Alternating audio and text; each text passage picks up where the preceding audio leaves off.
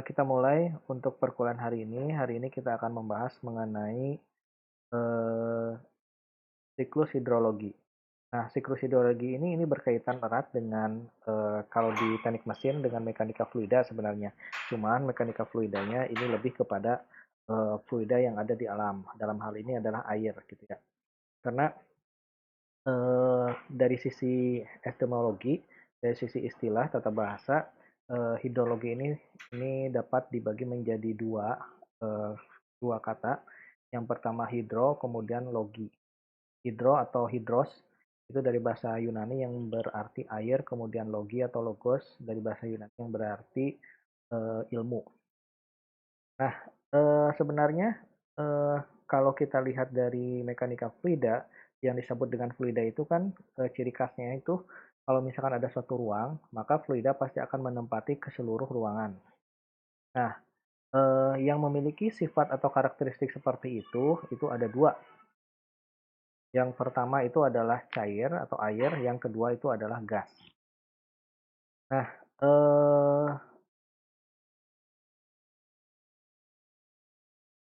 material yang berbentuk cair, di bumi kita, ini kita mengenal beberapa material yang berbentuk cair ya, secara umum itu air atau H2O, plus senyawa-senyawa yang terkandung di dalam, H2O, kemudian ada juga logam berbentuk cair, contoh misalkan air raksa. Air raksa itu adalah sejenis logam, namun, bentuknya bentuk cair. Jadi pada kondisi STP, standar, temperature and pressure, bentuk dari air raksa tetap dalam bentuk cairan.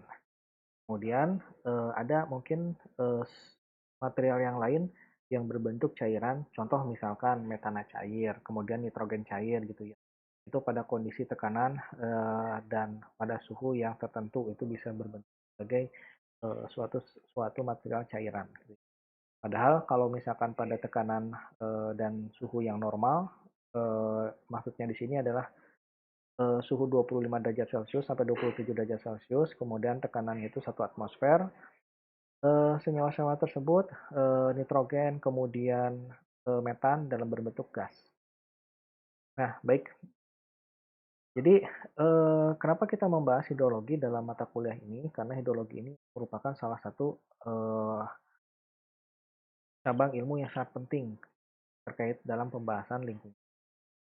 Nah, kita tahu bahwa, eee, planet bumi ini kan hampir 90% lebih, 97%-nya ini merupakan, eee, planet yang terstruktur dari air atau terstruktur dari cairan. Nah, kalau kita lihat dari definisi keilmuan hidrologi ini merupakan salah satu cabang geografi fisis atau salah satu cabang ilmu fisika, dalam hal ini adalah geofisika, yang berurusan tentang air yang ada di bumi. Ini khususnya pada sifat-sifat fenomena distribusi air di daratan dan, khususnya mempelajari kejadian air di daratan, deskripsi pengaruh bumi terhadap air, kemudian, pengaruh fisik air terhadap lautan, dan mempelajari hubungan air dengan kehidupan di bumi. Nah, definisi lain ini juga menyatakan bahwa hidrologi ini adalah ilmu yang mempelajari tentang terjadinya pergerakan dan distribusi air di bumi, baik di atas maupun di bawah permukaan bumi. Nah, sifatnya fisik, kimia, serta reaksinya terhadap lingkungan dan hubungannya dengan kehidupan. Jadi kalau kita lihat dari strukturnya air yang ada di planet bumi, jadi struktur air yang ada di planet bumi ini terdistribusi ke daratan dan lautan gitu ya. Dan air-air yang ada di lautan juga sebenarnya nanti kalau kita lihat dari struktur, eh, sifat-sifat dan massa jenis dari air yang ada di lautan itu terdiri dari beberapa lapisan, yang tentunya dari satu lapisan dengan lapisan yang lain ini memiliki massa jenis yang berbeda-beda. Semakin dalam dalam lapisan suatu air yang ada di lautan, maka massa jenisnya semakin tinggi, kemudian tekanannya juga semakin. Nah, meskipun seperti itu, tetap itu adalah bentuk material daripada cairan, sehingga memungkinkan makhluk hidup hidup ada di lautan paling dalam. Oke, Bentar ya.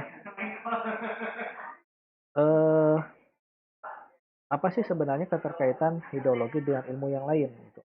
Jadi hidrologi ini sebenarnya erat kaitannya dengan ilmu yang lain. Contohnya misalkan potamologi. Ini khusus mempelajari surface stream atau aliran permukaan. Oh misalkan di pegunungan Jayawijaya gitu ya. Kan ada salju ya. Nah, suatu waktu misalkan saljunya mencair, muncul menjadi aliran itu masuk ke dalam potamologi. Kemudian di daratan-daratan tinggi yang memiliki salju, kemudian mencair menjadi glacier, itu masuk kepada patomologi, potamologi. Kemudian limnologi. Limnologi ini khusus mempelajari air danau. Kenapa dipelajari khusus? Karena morfologi dan eh, landscape yang ada di daerah danau itu sangat berbeda morfologi, kemudian landscape-nya, kemudian apa namanya karakteristik dan ekosistem yang ada di danau dengan kondisi yang lain itu sangat berbeda. Nah, ini perbedaannya di mana? Ini bisa dilihat ya di danau itu sebenarnya ini adalah miniatur lautan danau itu. Kenapa disebut miniatur lautan? Karena memang airnya itu tidak mengalir dari satu tempat ke tempat yang lainnya. Gitu. Eh, jadi air itu yang ada di danau, apakah ada aliran? Ada alirannya. Cuman alirannya itu dia tertutup di kawasan danau. Nah, kemudian di bawah danau juga kadang terjadi turbulensi. Seperti halnya pada. Jadi memang khusus untuk mempelajari danau. Kemudian apa sih yang dipelajari di limnologi? Itu yang dipelajari pasti sumber air danau itu dari mana dan bagaimana mengkonservasi air danau supaya tidak apa namanya surut dari waktu ke waktu gitu ya. Nah, kemudian ada lagi geohidrologi. Ini khusus mempelajari air yang ada di bawah permukaan tanah atau air tanah groundwater. Contoh misalkan sumur ya, kemudian air sumur bor ya, itu kan masuk ke dalam geohidrologi. Kemudian kriologi. Kriologi ini khususnya mempelajari es dan salju. Khusus mempelajari es dan salju. Jadi kalau misalkan ada buku yang khusus mempelajari tentang es dan salju di Kutub Utara ataupun Selatan ya, di Antartika, Islandia gitu ya, maka itu masuk ke dalam kajian kriologi dan kajiannya dalam sekali. Kemudian hidrometeorologi, ini khusus mempelajari problem-problem yang ada di antara hidrologi dan meteorologi. Artinya apa? Masalah-masalah yang keterkaitan antara siklus air dengan iklim secara global. Secara global itu termasuk apa? Sebenarnya curah hujan atau presipitasi, kemudian suhu udara, dan tekanan udara, intensitas cahaya, hal-hal yang berkaitan dengan meteorologi lingkungan. Mungkin mahasiswa pernah praktikum ya meteorologi teknik. Nah, diukur kan seperti itu ya. Jadi apa namanya pengaruh material kalau disimpan di kondisi lingkungan tertentu, misalkan pada suhu panas, tekanan tinggi, ataupun tekanan rendah, kelembaban tinggi atau rendah, pengaruhnya terhadap sifat material. Gitu. Akan apakah terjadi korosi atau tidak, itu yang diukur di dalam meteorologi. Nah, ini di dalam lingkungan itu kenapa kita harus pelajari, karena ini merupakan kontribusi konstruksi air.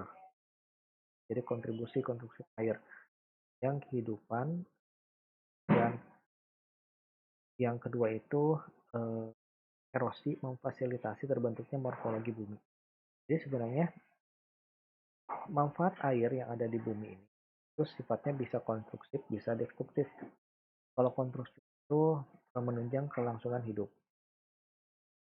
Makhluk hidup yang ada di daratan bisa bertahan tanpa makan berminggu-minggu, bahkan mungkin 1 bulan tidak bisa bertahan tanpa makan ya. Tapi kalau tanpa air tidak bisa bertahan. Apakah ada yang bisa bertahan tanpa air? Tidak ada gitu ya. Ikan apa namanya itu? Saya lupa namanya. Sejenis ikan ikan ikan bogo kalau di dalam. itu ya, ikan gabus, sejenis ikan gabus. Di wilayah Afrika itu ada satu spesies ikan gabus. Kalau misalkan musim kemarau, dia akan membuat lubang ke dalam tanah, kemudian menyelimuti tubuhnya dengan lendir yang kaya akan air. Nah, kemudian akan melakukan hibernasi selama berbulan-bulan. Nah, jadi kebutuhan airnya sama oksigennya itu diambil dari lendir yang ada yang memiliki banyak kandungan air dan oksigen. Tetap meskipun berhibernasi tanpa air gitu ya, tetap memerlukan air dan memerlukan oksigen. Kemudian sifat yang konstruksi yang lainnya yang membangun itu erosi. Sebenarnya erosi ini ada dua apa namanya? Ada dua bukan dua manfaat ya. Ada dua dampak, itu dampak yang menguntungkan, dampak yang merugikan. Kalau menguntungkan, erosi ini dapat membentuk bentang alam yang lebih baik daripada sebelumnya. Misalkan gitu ya, ini daerah pegunungan, banyak bukit-bukit curam gitu ya, banget bukit-bukit curam. Nah, ketika bukit-bukit curam itu mengalami erosi, kemudian longsor gitu ya, curamnya akan hilang menjadi landai. Itu bisa ditemui dengan tumbuhan, pertanian. Nah, kemudian air juga bermanfaat bagi pertanian perkebunan. Kemudian eh, kontribusi yang kedua yaitu destruktif atau merusak. Contoh banjir sudah jelas ya, banjir itu. Erosi tanah longsor itu. Nah, ini destruktif kalau erosinya berada di wilayah pemukiman atau wilayah pertanian atau perkebunan. Kemudian pendangkalan sungai, danau, waduk dan sebagainya. Itu semua akibat destruktif daripada sifat destruktif daripada air. Nah, bagaimana sih sebenarnya komposisi air yang ada di planet Bumi?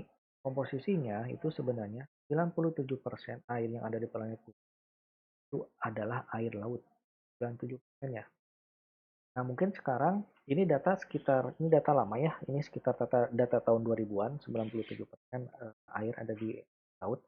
Sekarang kemungkinan ini berubah datanya. Jumlah air laut itu semakin meningkat. Kenapa? Karena es yang ada di kutub utara dan selatan planet Bumi akibat adanya pemanasan global itu mencair sedikit demi sedikit. Dan ini akan menambah volume air global di planet. Nah, kemudian air yang terdistribusi di daratan bagaimana? Ini hanya 3% ya. Dan 3% itu dibagi-bagi lagi nanti ya. Jadi kalau kita detailkan ya, 97,2% ini air yang ada di laut. Nah, ini merupakan air laut atau air asin. Kemudian 2,15% ini merupakan es, salju atau glacier. Glacier itu adalah salju yang mencair ya. Es atau salju yang mencair. Kemudian 0,65% merupakan air yang terdapat di danau, sungai, atmosfer, dan air tanah. Nah, ini komposisinya. Nah, kemudian kita lihat kepada ini yang paling penting, yaitu siklus hidrologi.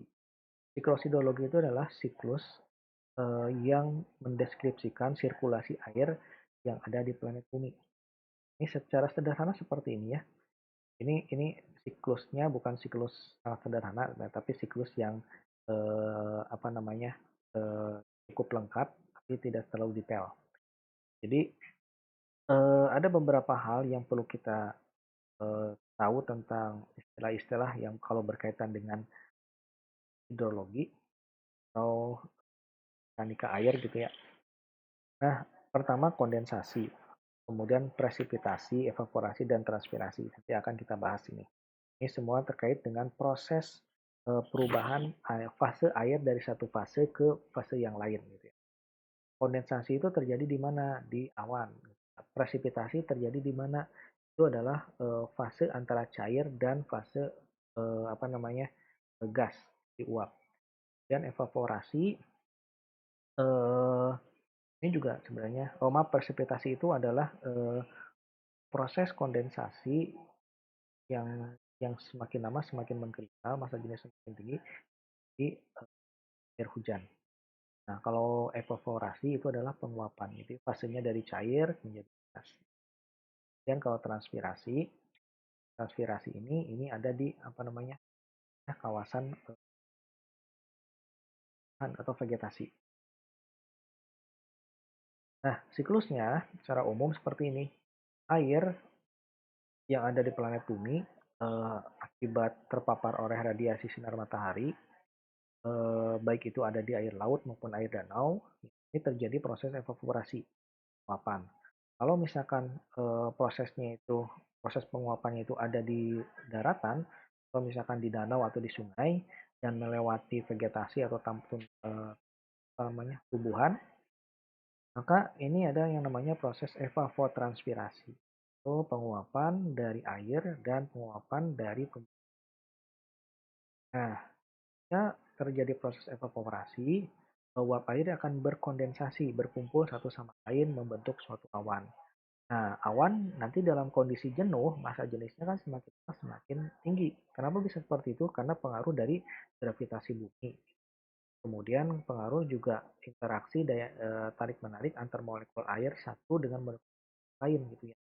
Dia akan cepat untuk berkumpul dan membentuk suatu apa namanya itu molekul air berbentuk cair. Jadi terjadi presipitasi air hujan. Hujan ini nanti akan terbagi juga menjadi surface runoff, kemudian infiltrasi atau serapan ke bawah ya menjadi aliran air, air tanah ataupun menjadi bentuk-bentuk yang. Nah, eh, air bawah tanah juga sebenarnya lapisannya berbeda-beda ya.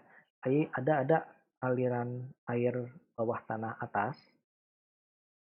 Atas itu biasanya bentuknya itu tidak stream. Ada beberapa bentuk yang hanya berupa genangan, tapi ada juga yang stream. Tapi debit airnya itu tidak terlalu tinggi. Kemudian ada berbentuk aliran air bawah tanah yang stream atau apa namanya debitnya sangat. Ini biasanya kalau kita membuat sumur bor itu masuk kepada sistem aliran air bawah tanah yang paling dalam. Oke, nah ini siklus yang lebih kompleks. Kalau kita lihat ya, ada cadangan air di lautan, cadangan air di daratan, contoh di danau, di sungai maupun di wilayah-wilayah yang lain gitu ya. Ini terjadi penguapan, kemudian terkondensasi, ini air. Nah ini sama proses seperti tadi ya, terjadi namanya presipitasi. Nah kemudian kalau kita lihat dari limpasan, limpasannya nanti dibagi.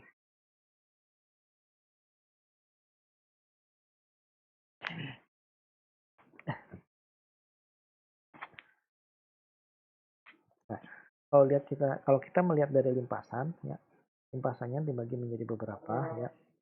Yang pertama itu menjadi apa namanya cadangan air tanah, kemudian menjadi keluaran air tanah. Ini biasanya eh, apa namanya limpasan air dari air hujan itu meresap ke tanah, tapi ini di permukaan paling atas. Permukaan paling atas, nah menjadi keluaran air tanah. Ini menjadi mata air dan seterusnya. Oke, nah baik kalau kita lihat eh, kita bahas mengenai siklus hidrologi ada beberapa macam. Yang pertama itu adalah siklus pendek, siklus kecil seperti ini. Ini air. Ini biasanya ada di lautan. Air laut menguap, kemudian terkondensasi, ini menjadi lalu menjadi hujan atau precipitation. Kembali lagi ke sini. Ke sini. Ya.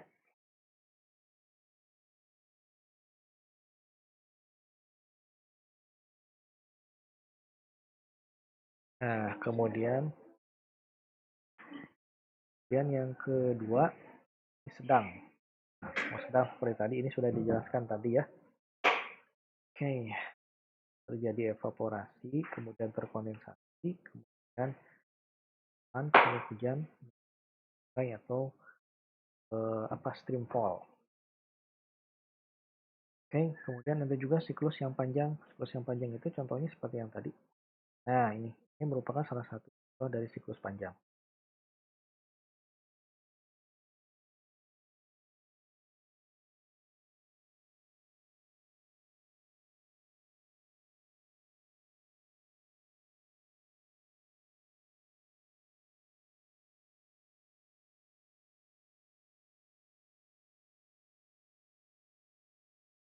Baik, sebelum saya lanjutkan ada pertanyaan kira-kira? Silakan.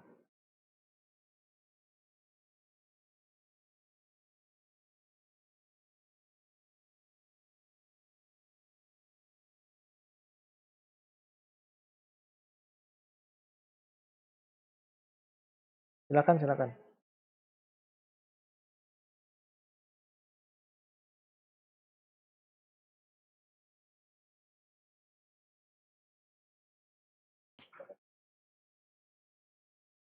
Gimana, gimana? Kurang jelas, bisa diulangi? Suaranya kurang jelas. Untuk air yang itu apa biasanya diambil.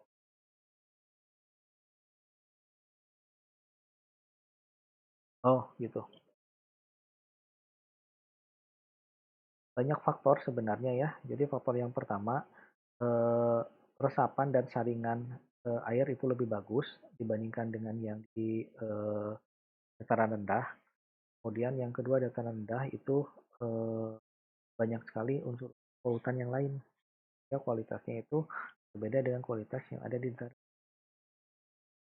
Itu faktornya sebenarnya itu aja ya. Itu faktor lingkungan sekitar aja gitu. Jadi kalau kita lihat di sini ya. Nah, gini ya. Jadi kalau kalau jatuhnya ke sini, ya ini resapan kemudian saringannya ini bisa apa namanya bertingkat bertingkat sehingga kualitasnya lebih bagus daripada kalau kita ambil yang di sini di dataran rendah. Kalau dataran rendah biasanya kan ini eh, masuk ke sini, masuk ke sini, proses saringannya itu tidak sebagus proses saringan ketika dia masuk dari sini. Ditambah lagi di daerah ini kan biasanya itu sudah banyak sekali polutan-polutan gitu ya. Kalau misalkan di daerah perkebunan atau pertanian gitu ya, pestisida ataupun yang lainnya gitu. Jadi faktor eh, turunnya kualitas air. Seperti itu. Ya, ada yang lain? Izin bertanya, Pak. Ya, silakan.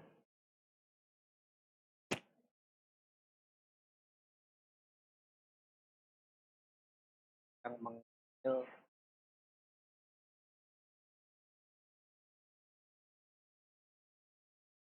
KM Ya, produk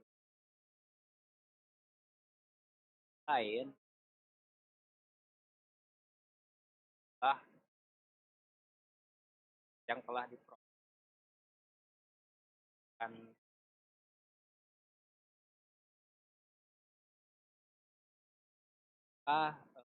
tas air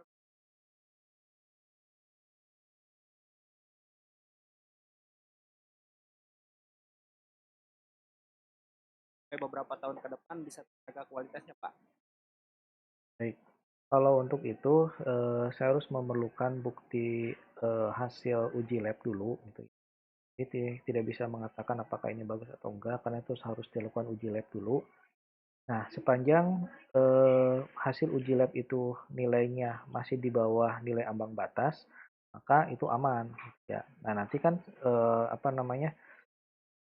Aman tidaknya tergantung daripada hasil lab. Ya. Kalau misalkan dari laporan yang ada di setiap perusahaan, kalau misalkan ini dari IPAL-nya ini bagus gitu.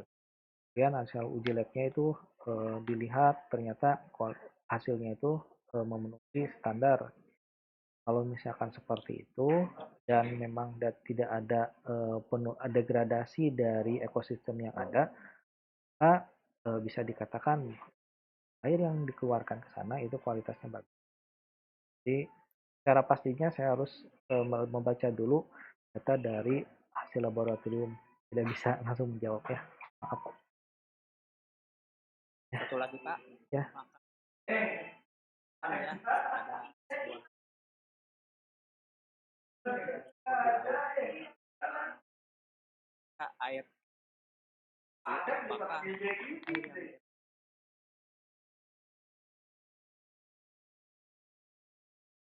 yang tidak, tidak, tidak. Itu yang namanya proses evaporasi itu berarti molekul-molekul termasuk polutan yang ada di sana itu akan terbawa dan akan masuk ke dalam sistem yang ada di awan.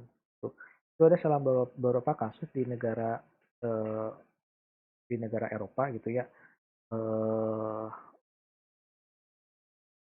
saya lupa namanya itu. Kalau tidak salah namanya itu Black Cloud itu Black Cloud itu adalah satu istilah yang menggambarkan suatu fenomena namanya black cloud. Nah, ternyata ketika dianalisis, black cloud ini memiliki dampak yang sangat luar biasa bagi penduduk. Nah, kenapa? Jadi awan di sana itu gelapnya itu berbeda seperti awan mendung gitu. Setelah dianalisis, kenapa bisa gelap? Itu ternyata ada beberapa zat polutan yang ada di sana. Jadi eh, kalau kita lihat dari struktur apa namanya molekul ketika terjadi evaporasi gitu ya. Nah, itu kan evaporasi itu pasti akan membawa materi partikulat. Ya. Apakah itu bentuknya itu PM10 atau PM2,5 atau PM0,1 itu pasti akan terbawa. Yang paling berbahaya itu adalah PM2,5 ke bawah. Nah, partikulat matter yang 2,5 mikron ini itu kalau misalkan terbawa ke dalam siklus hidrologi tadi, itu pasti akan memiliki dampak yang buruk bagi kesehatan karena sifatnya itu sangat sangat mikro dan itu mudah sekali menyerap ke dalam tubuh dalam bentuk partikel udara aja misalkan gitu ya. Itu PM2,5 itu tidak dapat disaring oleh hidung kita, itu langsung masuk ke dalam sirkulasi paru-paru, sistem paru-paru. Nah, itu bahayanya.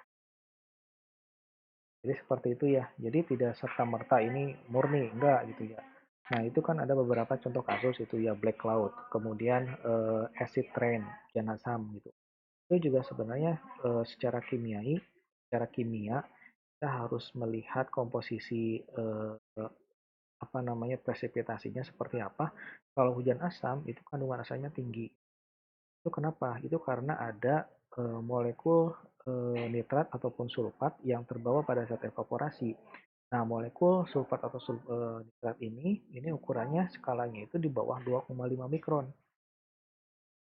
Ya, itu sirkulasinya di siklus hidrologi tercampur di awan, kemudian setelah terkondensasi, kemudian terjenuh, kemudian menjadi air hujan, jadi hujannya menjadi seperti itu ya, tidak serta merta. Ada yang lain mungkin?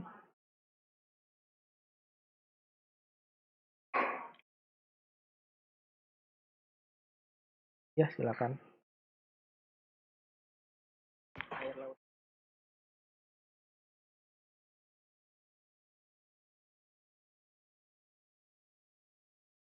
yang dibuat. Eh, Sejauh ini ya, belum ada data yang menyebutkan bahwa hampir sebagian besar, bahkan 30%-nya terkombinasi akibat kerusakan yang disebabkan oleh faktor manusia. Nah, kenapa seperti itu? Jadi kita bisa lihat kalau kita lihat dari perbandingannya saja ya. Kalau kita lihat dari perbandingannya, nah ini 97% kan ini airnya di lautan. Di daratan itu hanya 3%. Nah, dan yang ada di daratan itu termasuk kepada air yang ada di dalam sistem eh, danau, kemudian aliran sungai, kemudian masuk juga ke dalam sistem yang digunakan oleh perusahaan-perusahaan untuk mengolah bahan baku menjadi suatu produk gitu. Jadi kalau kita bandingkan yang 3% ini gitu, kalau dipecah-pecah lagi itu dibandingkan dengan jumlah dari air laut itu sangat-sangat sedikit gitu. Paling kalau misalkan nanti akan berpengaruh hanya berpengaruh terhadap beberapa lokal atau wilayah tertentu. Ya, ya.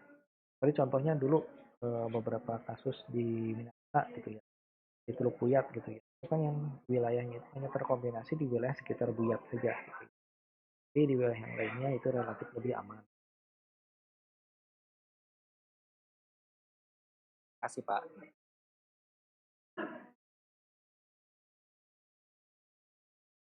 Oke, jadi ada beberapa istilah yang tadi sudah saya sebutkan ya. Yang pertama presipitasi, ini udah tahu ya. Kemudian intersepsi. Jadi kalau ini intersepsi itu adalah presipitasi yang jatuh di atas tegakan pohon. Dan dropfall atau crown drift itu presipitasi itu di wilayah vegetasi, misalkan wilayah hutan gitu ya. Jadi langsung masuk kepada eh, dasar daripada vegetasi. Kalau infiltrasi atau perlokasi itu proses presipitasi tadi ke dalam permukaan. Dan infiltrasi juga sebenarnya nanti secara tes bisa dibagi lagi menjadi beberapa. Dan kelengasan tanah ini menyatakan jumlah air yang tersimpan di antara pori-pori. Jadi secara struktur mikrotanah itu kalau kita lihat dari tanah, ataupun ya, itu pori-porinya itu berbeda-beda struktur mikronya. Nah, pori-pori itu dapat diisi oleh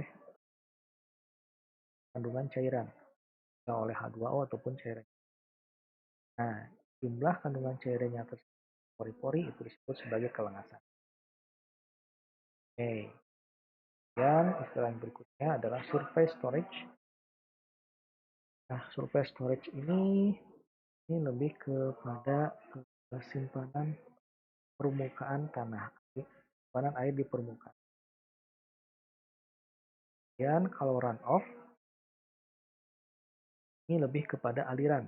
Contohnya misalkan aliran yang ada di permukaan tanah ya. Contoh misalkan aliran di dalam air. Dan subsurface-nya juga ada subsurface runoff, di sub-subnya dan lain sebagainya.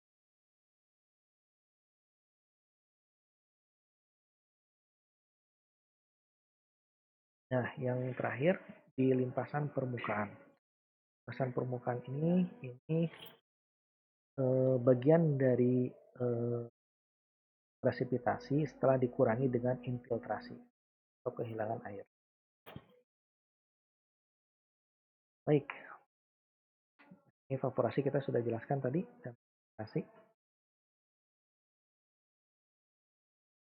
Ada pertanyaan sampai di sini ini sebagai pengantar kita untuk bahas tentang hidrologi air.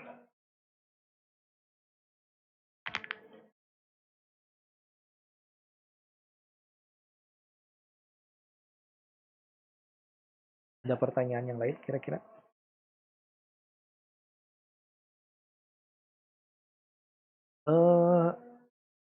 Bentar ya, untuk tugas nanti mau disiapkan ya. Ini kemungkinan nanti tugasnya kita mulai setelah UTS. Ini sekarang kan pertemuan keempat, kemudian 3 pertemuan lagi. Setelah itu UTS. Nah, paling saya akan masuk di pertemuan atau 2 pertemuan, lalu nanti diisi oleh tugas. Nah, disiapkan ya. Tugasnya hanya membuat presentasi saja. Di papernya tidak usah dikumpulkan. Buat presentasi yang bagus, secara detail gitu ya. Kemudian yang saya harapkan itu adalah presentasinya lebih kepada aspek teknis, bukan kepada aspek normatif atau konsep. Nah, kalau konsep itu kan banyaknya di internet, di blog gitu, tinggal copy paste jadi PowerPoint. Nah, tapi yang saya inginkan itu lebih kepada aspek teknisnya. Sumbernya bisa ambil dari buku penulisnya oleh Richard Stewart. Itu buku yang cukup bagus dan detail juga, akan nanti dibahas berdasarkan buku ini ataupun di buku-buku yang lain, silakan.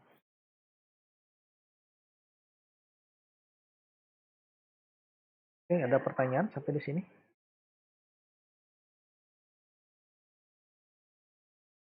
Ya.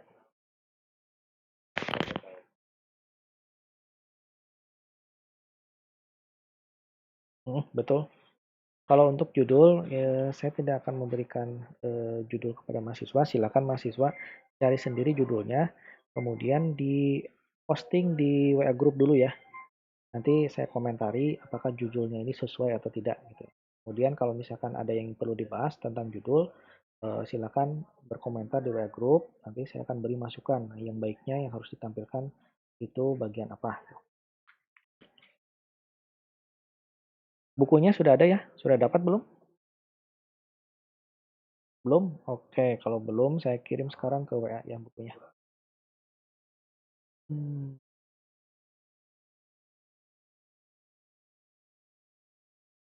Ada pertanyaan yang lain?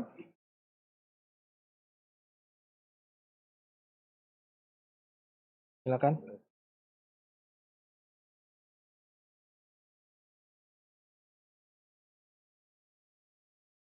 Bahan kimia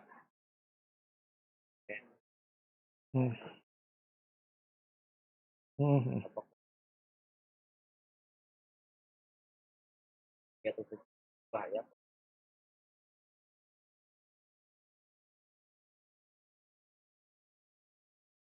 Sebenarnya berbahaya, karena itu termasuk ke dalam limbah B3 itu. Nah,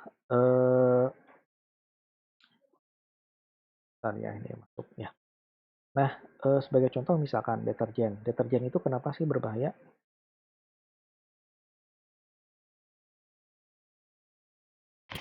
Tes. Oh iya, masuk ya. Deterjen apabila dia masuk ke dalam sistem aliran permukaan tanah, maka deterjen itu dia akan mengangkat koloid-koloid yang ada di permukaan air. Nah, jadi ini contohnya aja yang paling sederhana gitu. Kalau misalkan kita mencuci pakaian ya, itu menggunakan deterjen, pasti kita rendam dulu. Nah, kenapa rendam? Supaya kotoran-kotoran yang menempel di pakaian itu terangkat. Nah, itu sifatnya seperti itu kalau deterjen. Jadi kalau misalkan deterjen ini masuk ke dalam sistem aliran permukaan tanah, misalkan sungai ataupun irigasi gitu ya, dalam jumlah yang banyak itu pasti akan berpengaruh. Koloid-koloid yang sudah mengendap ada di permukaan air itu pasti akan terangkat. Nah, kalau misalkan sudah terangkat, itu akan menurunkan kadar oksigen yang ada di permukaan air. Ya. Nah, seperti itu ya. Jadi yang di dasarnya itu koloidnya itu terangkat, lalu Tugas gimana tugas? eh, ini akan mengakibatkan halo. Tadi disuruh apa presentasi apa sih? Oh, Dengar gua? tes. Ya Pak, masuk. Ya, mohon maaf ini koneksinya error. Tiba-tiba saya ulangi ya. Pertanyaan tadi apa ya tadi? Deterjen Pak. Iya. Oke. Jadi memang sebenarnya berdampak juga ya, berdampak. Jadi sederhananya gitu, kalau misalkan kita ingin membersihkan pakaian gitu menggunakan deterjen, pasti kan direndam dulu. Nah, kenapa harus direndam? Itu karena untuk mengangkat kotoran-kotoran yang menempel di pakaian. Nah, sifat deterjen itu kalau misalkan itu masuk ke dalam sistem aliran permukaan, baik itu sungai maupun misalkan irigasi ya dalam jumlah besar, itu akan mengangkat koloid-koloid yang tersimpan di dasar air. Dasar airnya, ya di dasar air ya. Ketika terangkat, maka itu akan terkonsentrasi di permukaan air. Akibatnya apa? Kadar oksigen yang ada di dalam permukaan air itu rendah. Nah, ini akan berpengaruh pada makhluk hidup yang ada di sana, ikan gitu ya, mau cepat mabok ataupun selainnya, ataupun pengaruh-pengaruh yang lainnya. Jadi seperti itu sangat berpengaruh sebenarnya. Apalagi deterjen itu merupakan salah satu limbah dari B3, limbah B3 ya. Oke, silakan yang lainnya.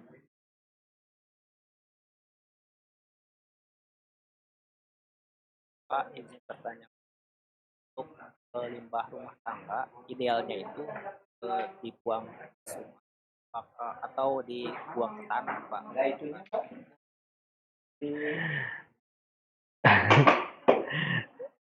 Idealnya itu sebenarnya harus dipilah dulu sih. Dipilah dulu di skala rumah tangga, dipilah mana yang plastik, mana yang organik. Maksudnya limbah cairnya Pak. Oh, limbah cairnya. Ya, limbah. Baiknya sih ada IPAL dulu, baiknya. Tapi kan tidak mungkin itu dilakukan IPAL kalau di Indonesia gitu ya. Nah, yang baiknya kalau misalkan ditimbun di tanah nanti masuk ke dalam sistem aliran tanah. Nah, baiknya sih ada IPAL dulu, diolah dulu, baru dikeluarkan. Baiknya seperti itu. Untuk skala perkampungan kan Pak, kurang memungkinkan ya Pak ya. Iya, nggak mungkin. Nah, rata-rata itu semua dibuang, rata-rata. Tapi selama ini sih sebenarnya tidak ada dampak yang signifikan kalau untuk skala rumah tangga itu. Karena di rumah tangga kebanyakan itu juga limbahnya itu kan berdasarkan dari sisa-sisa organik sebenarnya. Dari apa sisa-sisa makanan, masakan gitu ya. Dan itu pasti kalau untuk yang dari organik itu pasti akan terurai sendiri dengan lingkungan meskipun membutuhkan waktu yang cukup lama. Berbeda dengan limbah kimiawi. dampaknya langsung gitu ya. Seperti itu. Ada yang lain mungkin?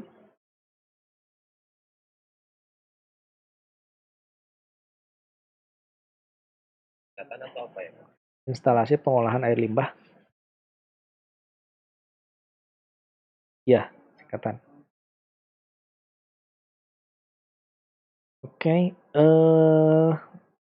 ada yang lain silakan.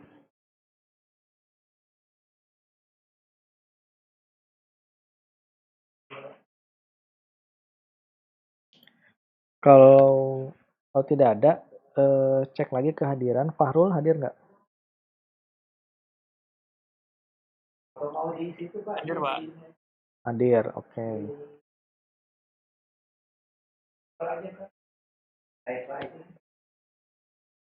Fahrul hadir. Bentar ya, saya cek dulu ya. Kemudian Arif Mustofa hadir ya. Oke, silakan ada silakan ada pertanyaan lain, silakan. Kalau untuk septic tank, Pak,